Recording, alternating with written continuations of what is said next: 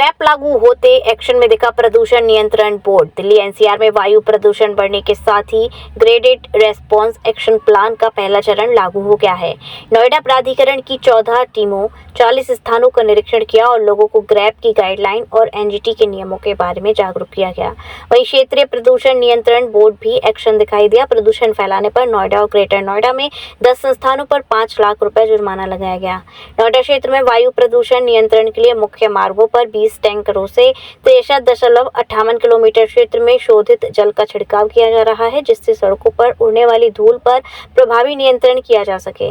जन स्वास्थ्य विभाग द्वारा 12 मैकेनिक स्वीपिंग मशीनों से 340 किलोमीटर मुख्य मार्गों पर वायु प्रदूषण नियंत्रण के लिए सफाई का कराया जा रहा है। क्षेत्रीय प्रदूषण नियंत्रण बोर्ड ने ग्रैप की गाइडलाइन का वायलेशन वाले नोएडा और ग्रेटर नोएडा में 10 संस्थानों पर 5 लाख रुपए जुर्माना लगाया है।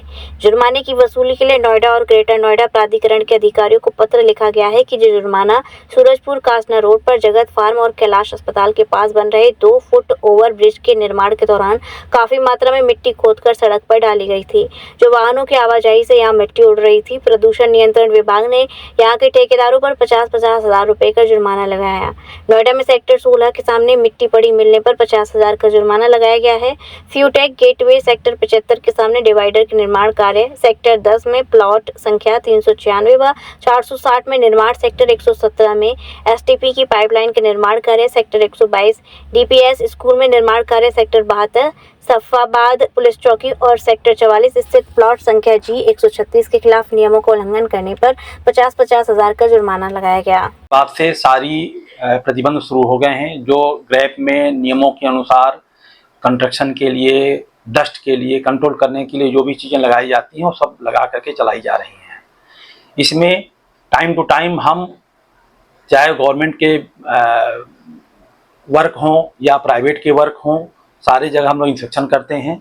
इंस्पेक्शन के साथ साथ हम ये देखते हैं जहाँ से डस्ट इमिट होने के चांसेज होते हैं उनको रोकने के उपाय बताते हैं, उनको तरीके बताते हैं कि आप ये एंटी स्मोक गन लगाइए या ग्रीन नेट जाली लगाइए, डस्ट अपेयर स्टेशन कराइए, एंटी स्मोक गन लगाइए, पानी का छिड़काव करिए, ये सब चीज़ें करते हैं। साइट पे वायलेशन पाने पे हम लोग उनके ऊपर पेनाल्टी लगाते हैं। 50,000 रुपये पर साइट हम लोग पेनाल्टी लगाते हैं। सर, अब तक कितना जुर्माना लगा चुके हैं? अभी तक टोटल 5 लाख रुपए का जुर्माना लगाया जा चुका है 3 दिनों में। हम लोग पराली को लेके बहुत ही गंभीर हैं। पराली की समस्या एक काफ़ी एनसीआर के लिए बहुत बड़ी समस्या है। इंडस्ट्री को कोऑपरेट करते हुए या इंडस्ट्री को सजेशन देते हुए हमने 3 डेटनोरा मैसी यूनिटें लगवाई हैं जो पराली को एज ए फ्यूल यूज करते हैं और उससे वो बिजली पैदा करते हैं और अपने यहाँ वो बिजली की कंजम्पशन को कम कर चुके हैं। तकरीबन उन तीनों यूनिटों में डेली 300 टन पर डे पराली का यूज किया जाता है। इससे एक तो फायदा ये हो रहा है कि अगर पराली पॉइंट स्रोत पे अगर रोक देते हैं तो वहाँ पराली जलेगी नहीं। हमारे यहाँ पराली आकर के कंट्रोल वे में पोल्यूशन कंट्रोल डिवाइस के साथ जलती है, तो उसके जो हम बायो ब्रिकेट जलाते रहते हैं उस बायो ब्रिकेट के स्थान पे हम पराली यूज कर रहे हैं, तो बायो ब्रिकेट की तुलना में हमारा बायो ब्रिकेट सेफ हो रहा है। इसके अलावा हम रोड पे अथॉरिटी के साथ लगे हुए हैं, अथॉरिटी के साथ मिल करके, और जहां भी डस्ट हम ज़्यादा देखते हैं अथॉरिटी के साथ मिल करके उसको हटवाने की कोशिश करते हैं ताकि डस्ट की समस्या कम से कम रहे। इस समय हमारे यहाँ एयर क्वालिटी बहुत ही अच्छी चल रही है। 170 हमारा AQI है, 192 के आसपास हमारा गाजियाबाद में है और 213 इस समय AQI चल रहा है दिल्ली का।